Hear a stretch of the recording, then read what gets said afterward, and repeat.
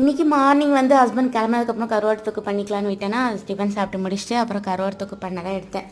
ஹஸ்பண்டுக்கு முட்டை வறுத்தல அதே கடாயிலே பண்ணிக்கலாம்னு சொல்லிட்டு அப்படியே லைட்டாக அதிலே கொஞ்சம் அந்த சாந்தெல்லாம் எனக்கு பிடிக்காதனால நல்லா தூக்கி போட்டு அப்படியே அதே கடாயிலே எண்ணெயை ஊற்றி வெங்காயம் தக்காளி போட்டு தொக்கு பண்ணிட்டேன். இன்றைக்கி காற்று வந்து ரொம்ப சிலுன்னு அடிச்சிருந்தது.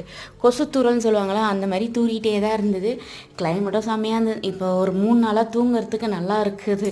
வேர்வை தண்ணி ஊற்றாமல் நல்லா கிளைமேட் சில்லுன்னு இருக்குது. அப்புறம் இன்றைக்கி எங்கள் வீட்டு ஹவுஸ் ஓனருக்கு மேல் வீட்டு அக்கா பக்கத்து வீட்டுங்களுக்கெல்லாம் மச்சின கல்யாணத்துக்கு வந்து நோட்டீஸ் வைக்கிறதுக்காக எங்கள் சின்ன மாமியார் பொண்ணும் வந்தாங்க. அதாவது மச்சினோட அம்மாவும் அவங்க அக்காவும் வந்தாங்க.